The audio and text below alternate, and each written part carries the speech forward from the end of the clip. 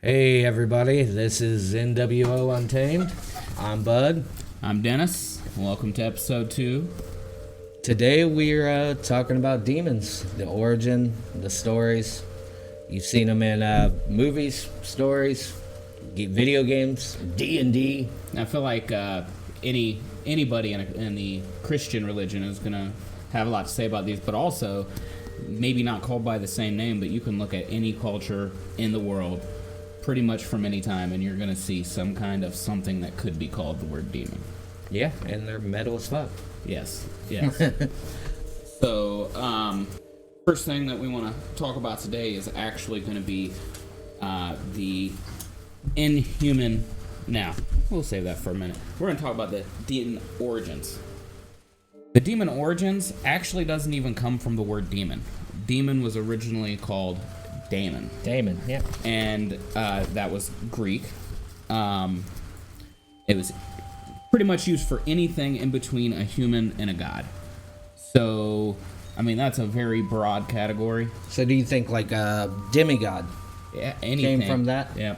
Anything. Yeah, actually, that's probably truth right there. But anything between a human and a god. So, I mean, anything can fall into that. That didn't just mean between humans and gods for like what they were. It also meant for where they were. So, you know, the gods are considered to be in the heavens, and so it was a distance thing too. So, like, if something, I guess the way that it was explained, if something lived out in space, I guess that would be a daemon too, just because it was between the realm of many gods. Okay. And then also souls of the dead can actually be considered daemon. So ghosts would fall into that category. Because they're in a different existence. Now, this is just, ancient Greek. This isn't like New Age stuff. This is like ancient Greek. This is what they would consider daemons. And they were actually morally ambiguous. So that means that they're not necessarily there to help you, but they're not necessarily there to hurt you. Sounds like I'm making like a southern twang to demon. Diamond. Yeah, it does. Man, that daemon gonna get your ass. I promise. They'll That be daemon on. is? Yep, that daemon. That daemon. So, I mean, some of them you could actually call on for help, and then other ones were more on the mean and malicious side. And then you also there was times where they would talk about an internal daemon, and that would be actually not like having a demon in you. That would be like your inner spirit. So you're talking to your inner spirit when you're talking to your internal daemon. And then you had where they started actually getting mixed and called different things was the Septuagint or Septuagint. I could be saying that wrong, but what it is it's the Greek Bible translation. Okay. Yeah. And so the translation in that got a little bit off, and that's where the word demon actually started getting used. And technically, angels are in the definition of daemons. During when the Greek Bible was made, that was when it changed to angels being good and daemons becoming demons and being evil. So during that time period, that was when you would see the huge shift from what we know as demons today as to what they were in the ancient times when the word came up to be. So what classified them as demons? Or demons? Would it be evil acts or... What, now or for them? For Greek, when they wrote the Bible. It didn't matter. They could be morally ambiguous. Oh, when they wrote the Bible? Yeah. Yeah, the word demon started being used for bad stuff. Okay. And then angels were obviously the other ones. So. Righteous fury. And they made that great distinction between them then. The Bible, the Christian religion is what made that the word and the distinction. So. But, that being said, so when it comes to demons, we could unpack episode after episode here, I would say. Oh, for sure. Just because, we can talk about demon mythology in many different religions. We could talk about just demons straight from Christianity. We could talk about an endless amount of topics here. So today, what I want to do is I just want to define. Remember in the first episode, I said in the first 4 episodes we're going to talk about each type of the 4 different types of hauntings that there are, and this is the day we're going to talk about inhumane hauntings. So demons fall into this category. Yep. Along with a lot of other things that I didn't realize, actually. Oh, yeah, for sure. Just anything that can possess. Well, even more than that, actually. Like, I'm figuring, wait till you hear some of this. You're going to be like, oh, wow, I can't believe that that's actually included in this category. Okay, let's get into it. Thanks to Hollywood, when you hear of inhumane hauntings, you're likely only to think of demons, and that's the reason a lot of these, I think, come as such a surprise. Like Insidious. So, you're likely to see that in an inhumane haunting, there are going to be supernatural occurrences where the paranormal aspect of it never walked the earth as a human. So whatever it is, never walked the earth as a human. They never lived a life, let's say. They've always been what they are. And it's, something that can possess. It's something that... So would Nephilims be a demon? It says it includes angelic, so... Yeah. 100%. It includes angelic, animals, elements, and many others, actually. Now, elements, this is what blew my mind. Elemental hauntings refer to the basic elements, but through the form of what many of us would call maybe fairy. Yeah. Okay. So you got trolls, you got mermaids, etc. Gnomes would be like an earth-based element, and then nymphs would be like a water-based element. But that's what you would call an elemental haunting. Now, these are actual things that people has said they've seen. Yeah, and so I never realized that stuff. I've always called that just straight like cryptozoology, Right. But it also ties into haunting. I mean, it's actually a type of fairy haunting. tale shit. So, it is believed that elemental spirits possess supernatural powers and cannot usually be seen by humans. So the trolls and stuff like that. So then every once in a while when somebody sees it, that's why you only see it every once in a while. Like a lot of this stuff's always there, but humans are not able to see it with the naked eye. So it's going to be one of those things, I think, like when we talked about last week, how it takes like a certain set of things to happen. Right. And then they're seeable. But without those certain things happening, I don't know. So, now to get into the commonly known demonic hauntings. These are very dangerous and should not be treated lightly. A demonic haunting will typically have all of the hallmarks of a poltergeist haunting, except that many or all religious items in your house will go missing. And turned upside down. Yes. To hail Satan. Yes, exactly, actually.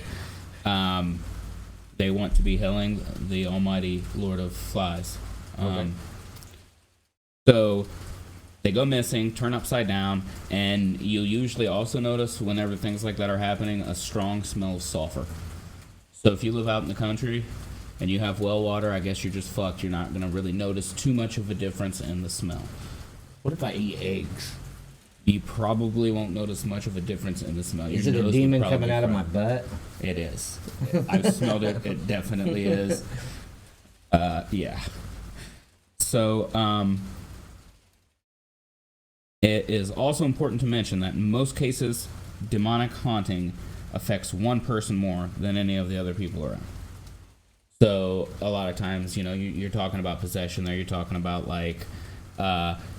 somebody getting scratched. You see that a lot in the stories you hear reported. You do see that a lot. It's more one person getting affected directly, like harmfully by it, and then others around them seeing it.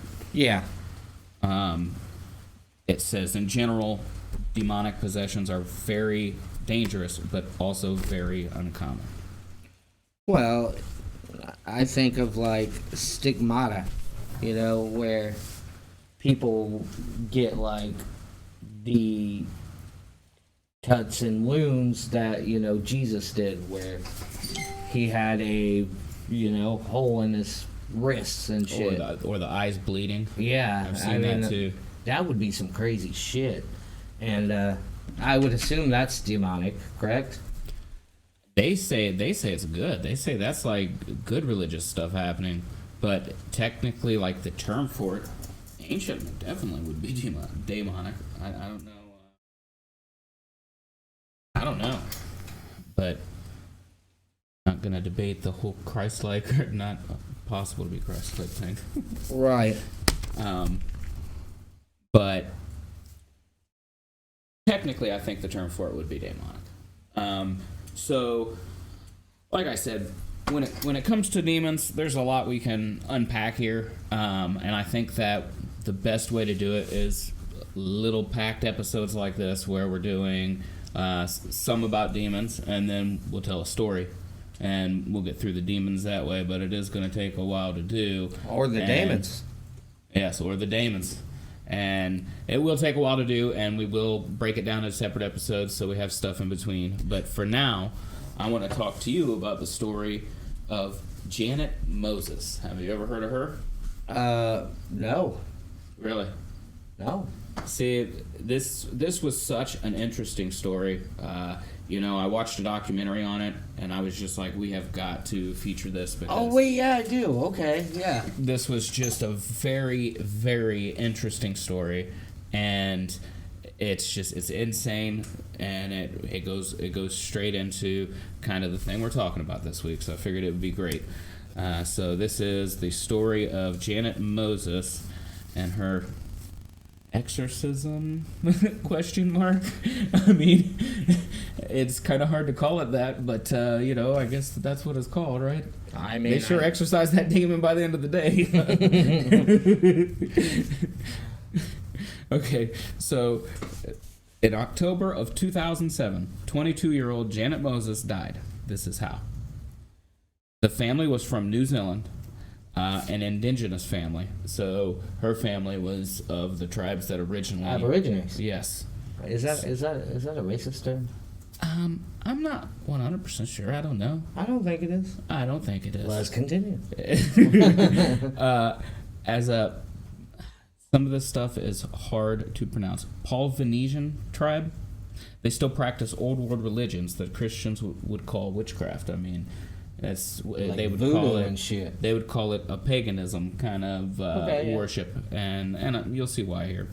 It was called Mari, and it is a belief that everything, including natural elements and all living things, are connected by common descent through Waka Papa, or genealogy. Waka Papa. Wapa Paka. All right. I mean, that's some fucking baby talk right there. This, like I said, this is some hard stuff to say. So anyway, what that means is it means that, in simple terms, the belief is that everything has a life force. As an example, Tangoro was the personification of the ocean and the origin of all fish. So everything had a life force. If it was this table would have a life force. Like literally everything has a life force. Okay. Similar to matter in science.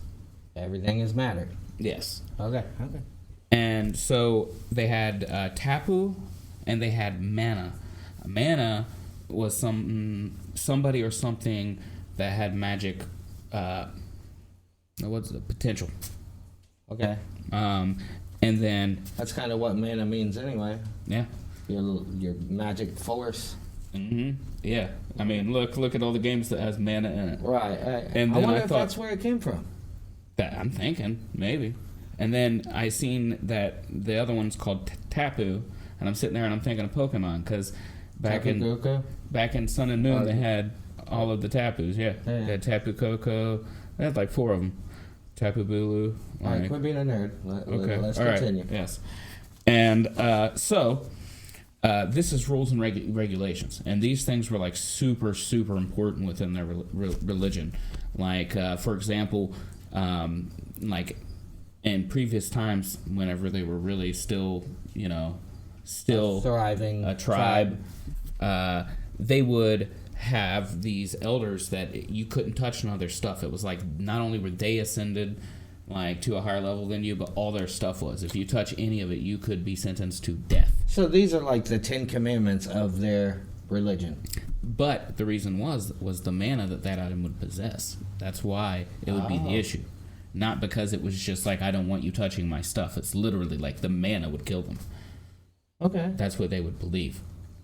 Because they were just in two different places. You know? Yeah. So... That's pretty fucking cool. Yeah, so that's why the tapu and stuff kind of comes into this here. So, Janet was a happy soul. She was loved by everybody in her family. She was 22. She had 2 children with a guy named Andre Lamont. And by all accounts, she was a fantastic mother. You know, everything was good up until the fall of 2007. Now... the favorite person in her family was the matriarch of the family. It was her grandma. She was like the head of the family on the female side there. And they were super, super close. And in August of 2007, her grandmother passed away. So that was like a huge hit on her. Oh, yeah. Okay. And then, so that happened in August. And then in September, she started having issues with Andre, the father of her kids. And the issues was with him drinking too much. She was being abused. And then in September of 2007, one of her family members and him actually had an affair. Okay, what family member? It didn't say. It said it was a distant family member. I'm guessing maybe a cousin or something. That's gotta be shitty, man. Yeah. Can you imagine getting, like... Yeah, it's like... cheated on by, like, let's say your second cousin of your niece? Yeah, and I mean this was a small area, and you know it seemed like, I mean they were in a suburb, but it seemed like they knew everyone around, like the family. Where was she family from? was very close. She was from New Zealand.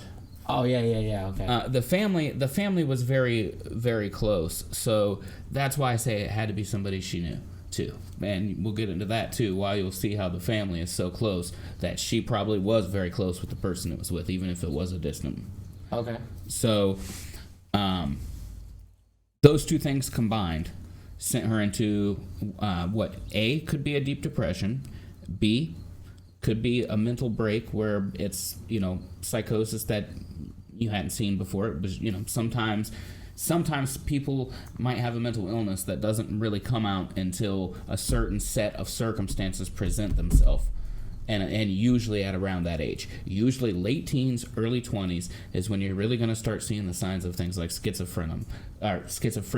A lot of times bipolar can set in then. So, you know, that possibly could have been what was happening here. Or the third option, maybe possibly the family did get cursed and she did get possessed.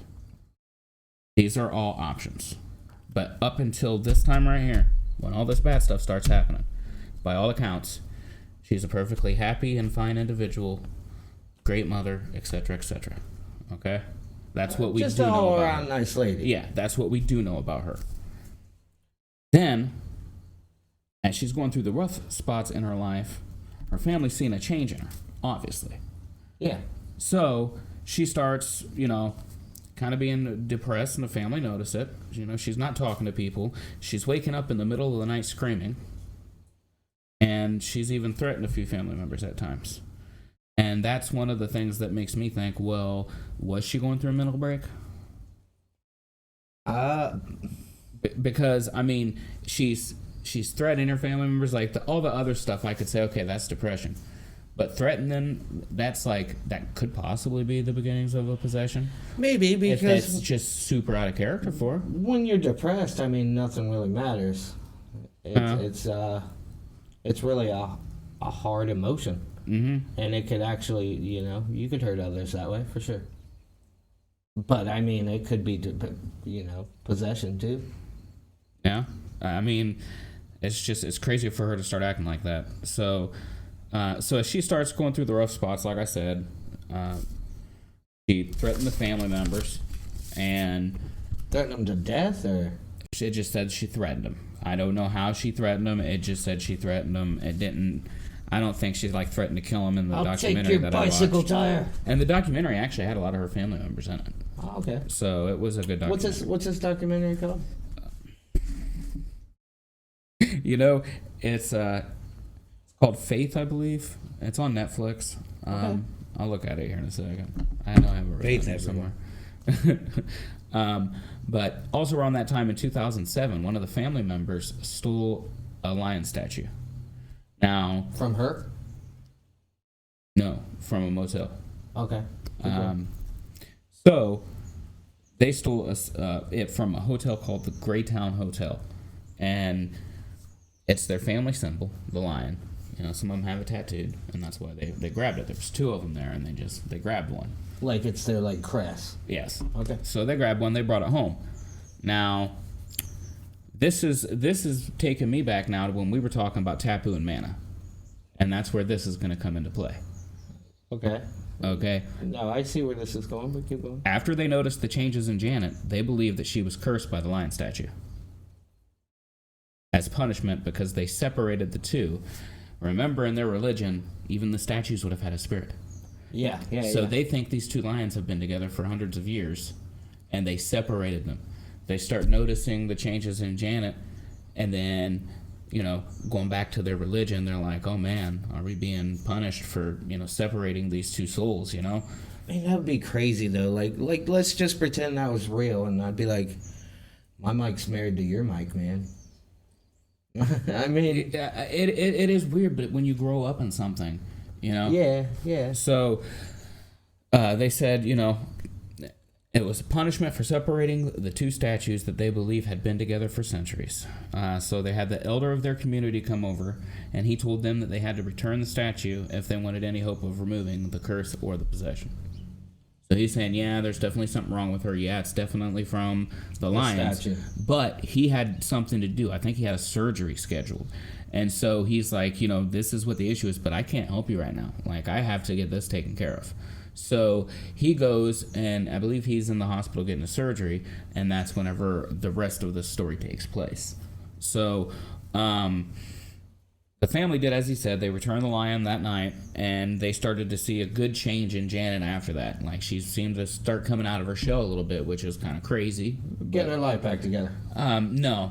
No? Just having occasional moments of lucidness and them feeling like it was the old her. Okay. She didn't have time to get her life back on track, because I'm talking about, like, when I said she started, I mean, like, maybe within the few hours afterwards, or maybe 6 to 12 hours even. Okay. All of this takes place within, like, a week's time. So, Like the ring. like the stuff that's starting now anyway, everything takes place within, like, a week. So, what they ended up doing is, since he had to go into surgery, they went ahead and called the family over, and this is why I said she would have had to known this person. This is how close her family is. 40 aunts, uncles, cousins, and just, you know, the 40 people in her family was over there at that house. 40 people. Yeah, that's kind of more than my family. Yeah, I mean, that's more people than get together on Christmas around here. Right. So, I mean, that's quite a few people. So, and they all begin the makuto, or the process to remove or lift the curse. So, Like an exorcism. yeah, I mean, and this is their version of an exorcism, you know. They think that's a demon or something of the likes in her. So they all stood around her, and they would stomp the floor, and they would keep saying, "Go with peace and love. Go with peace and love. Go with peace and love. Go with peace and love." The neighbors said they heard this for so long. It was insane, just this constant thumping of 40 people stomping on the ground and saying, "Go with peace and love. Go with peace and love," for hours. It's like their "We Will Rock You." Yeah, Damon, we're gonna rock you. Go with peace and love now. Before we get done with this, we're gonna take you out. This is your chance to go with peace and love. Go with peace and love. Oh man, I just couldn't imagine. That would just drive me fucking insane by itself. Right. All that chanting for that many hours. Don't think so. Couldn't handle it. Goodbye. Have a nice day. Well, this ritual took place like a long time. You said like Yes. Like over, how long? Over a long time. Days. Days. You're going to see this is Wow. going for days, okay? So, in between repeating go with peace and love for hours, they would take her and throw her into the cold shower for hours, Okay. thinking that the cold water would bring the demon and the curse out. What's that got to do with a demon, though? This is just what they thought. She responded well one time to being in the cold water through all this, or something like that, or the way they wanted her to, and they just decided that was the way they was going to get this demon out, was the water. But remember, they believe in all these elements and stuff too. All this stuff is alive. So maybe they think that the actual water is alive and supposed to go in here and take care of that fucking demon. Okay, yeah. I mean, Matt Damon, I don't know. but so all of this took course over the time frame of days. Some relatives hadn't slept in 4 or more days before it was all end. Hadn't slept in that long. Okay. So they didn't take shifts. They didn't even take shits, dude. They barred access to the bathroom, and if they had to go to the bathroom, they just went in their pants or in a towel or somewhere. Oh, that'd be a stinky ass room. For 4 days. Go with peace and love. You talking to your turd, or you talking about her? I don't know yet. It's a good thing I don't need anything to eat, though. That's so gross.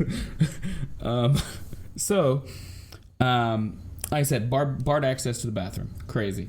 When Janet became too weak to be put in the shower, she laid on the bed, and they formed a line, and they began passing dishes full of water from the sink, like you would on a fire, and dumping it over her face. Okay? Empty ones going back as new ones was coming through. They said that the whole house was soaked. She's on this bed, and they're just pouring Who's cups of paying this water in her face. bill? Well, here's the crazy thing, okay? So all this was happening at her grandma that had passed away's house. Her grandma that passed away a few months earlier, all this was happening there. Okay, They took her why there. did they pick that location? Because she's fond of it? I don't know. They took her there. I think it was just because it was maybe a big place, Older people usually have bigger places, and especially in poor areas, But I don't think this was a poor area, though. But either way, that's where they decided to go. Okay. So, probably her water bill. But still, I think it's kind of messed up that they took her there. Like, knowing that she was so upset about her grandma already, and then taking her there while she's going through all this, like, that's just crazy. It could have been just one of those things like, well, she was really fond of here. She has good memories. Maybe she'll come back. That would make sense. I could see that. Because, okay, one thing I want to make clear, these people were doing this out of love. Oh, yeah. These people are not trying to be mean at all. No, I get it. Now, and these are all we're going to get into some a little bit weirder stuff, though, but they meant well. These are all her family members, correct? Yes, 40 of them. They're all family. Okay. Nobody out of the family. That's all family. Okay. So, they're doing this with the dishes, right? And then... Dumping water on her, yeah. Yep, just dumping it on the face. So, somewhere in all this chaos, Janet's younger cousin, 14 at the time, had some kind of convulsion, and her eyes rolled in the back of her head. And it could have been just because she was up for so long. Yes. Maybe deprivation. Yeah, maybe she wasn't one of the ones that was pissing or shitting in the corner, so she decided, oh, well, maybe I should hold mine, and it just got to be too much. Girl gonna explode. Well, I mean, we don't know why she had the convulsion, right. But to them, it was a sign that the demon was spreading. So they started doing the same thing to her that they were doing with Janet. No, guys, stop! I gotta poop. And That's it. she did tell them that they were scaring her and stuff, but they just kept going, and so at this time, Janet's jaw locked, like her jaw locked up. I think maybe it was a mechanism from her body to make it to where she's not gulping water as much. Is the only thing I could think, Yeah, I don't know. Your body does a lot of weird things. Yeah. When you're, but I mean, she was traumatic times. Yes, but she was alive then. So they thought that it was the demon trying to make it to where they couldn't let any more water in because the water was hurting the demon, and they didn't want to be hurt anymore. So they locked the jaw up. They thought that was the demon possession and locking the jaw. So they pried it back open and started doing it again. Oh, jeez. These people are insane. During this time, They're also sucking on the eyeballs of Janet and of the 14-year-old cousin that she had. Like sticking their mouth over it and Yes, like sucking, hoovering it. sucking on that eyeball. They believed that they could suck that curse right out of them. Now, here's my question. Now, I've met a few women that thought that same thing. Is that like one of those things when you go to another country and you're just like, oh, I have to try this, and then you figure out it's like, want a dick? You know, like is that like what this is gonna be like? Ooh, it's a delicacy right here. Let me get that eyeball up in here and So 40 people just suck that lined up, thing right out. started just sucking on their eyeballs. I don't know who all sucked eyeballs, but I know they sucked eyeballs enough that when the 14-year-old got to the hospital, she was oozing blood, Oh wow. and they said her eyes were a little messed up. Yeah. Okay. So it was some sucking. Okay, so around this time, after they pried her mouth open, she did end up passing away, and so obviously they moved on to the 14-year-old, because if she died, the demon had to go somewhere. And the cause of death was drowning? Exorcism. And that's what it says on like the... No. She drowned on land. I think there's like an actual term for that, but she drowned on land. Okay. Not even in water. Okay. That's... Those people were fucking dumb, but... Yes. Now, once again, this was done out of love. They literally, this is their beliefs. This is what they were taught. Their elder was gone. They couldn't rely on the guidance of what they usually would, but this is their religion. This is how intense it is. And they did not know what to do, and this is what they did. Okay. They worked themselves up into a frenzy, thinking that this really evil thing had just come into their midst, and they wanted to help her. So the moral of the story is religion can be a very, very dangerous thing. Of course, it is the most dangerous thing, in my opinion. Yeah, I mean, it's led to crusades. Yes, more people have died in the name of religion than of anything ever. Guaranteed.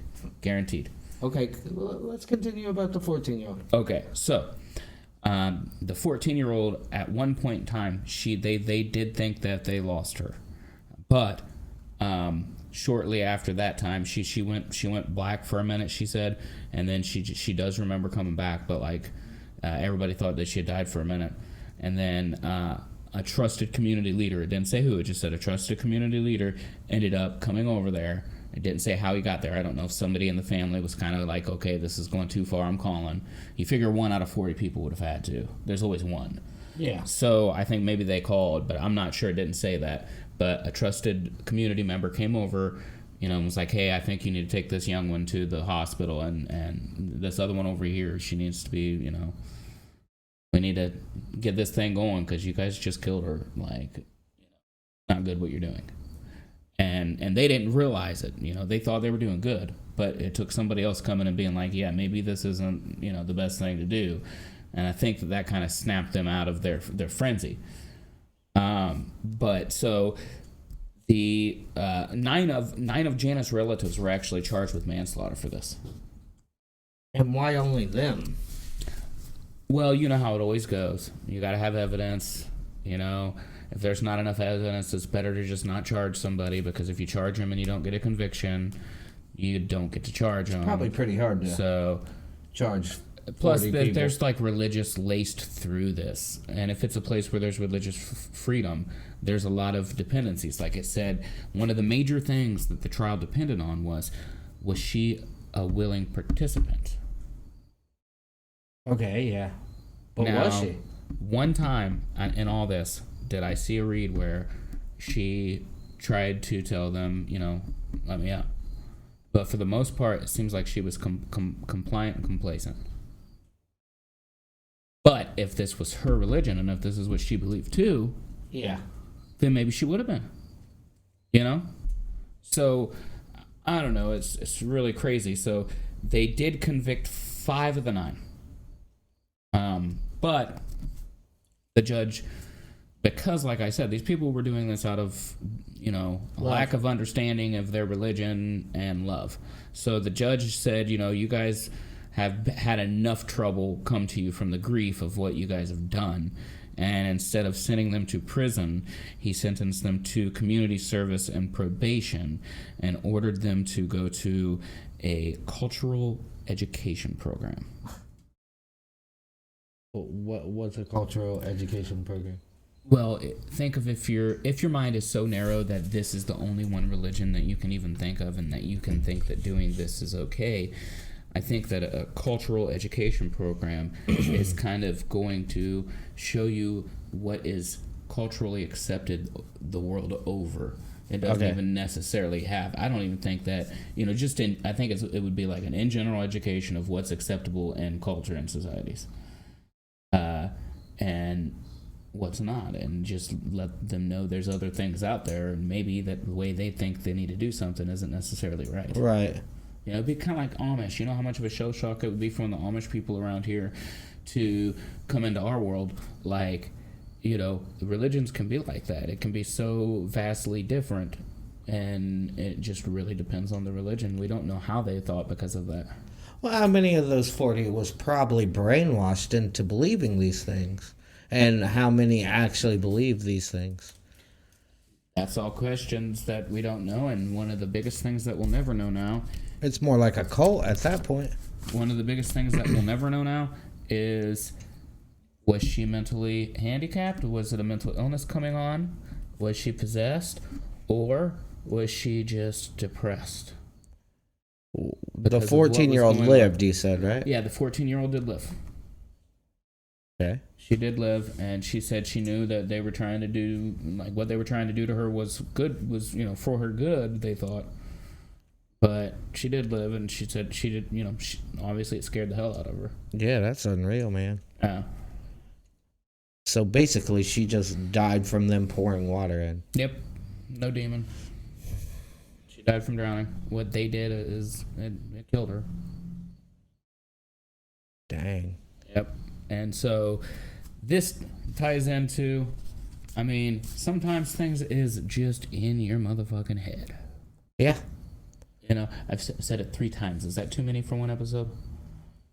I think you're all right. Okay. All right. That's an but it could have been been like per 10 minutes.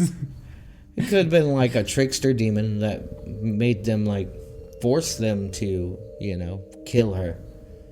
It could be anything. It could. And, I'm going far out, You are, But But, that being said, it could be. And that's the thing. That's why I said there's so much to these demons that we can get into. And I think we'll have a lot of fun with it. It's very interesting to research, and it's very interesting to learn about, for sure. Oh, yeah. We're definitely going to do more demons. We'll do the Christianity demons. Yeah, I definitely want to get into that. Actually, I want to do a whole bunch of episodes on the religion of Christianity. That actually sounds very fun to me. St. James had a book that explained demons. You know what we should do? And the 7 deadly sins of demons. Have you ever watched the 7 deadly sins, the anime on Netflix? I have not, but I have read some of Dante's Inferno. Oh, yeah. Yes. That's good, too. And we'll get to all that in future episodes. Yeah. Piece by piece. Yep, piece by piece. We do what we want. Northwest Ohio. I think that's it for us, right? Yeah. Glad we could make it back this week. It was a day late and $315 short, but Yeah, why don't you tell them what happened? Well, I had a really super bad infection. The infection ended up actually going through my bottom jaw from my tooth, and I had to go get this tooth cut out because it was too hard to pull. And so, yeah, I'm feeling much better now. So we're coming out a day late. I'm about $315 short over all that. And we're in the glad gas we to can get over one out to you. my place. Yep. So that's been my weekend in a nutshell. All right. Well, I'm Bud. I'm Dennis. And this is NWO Untamed. Stay real, Ohio.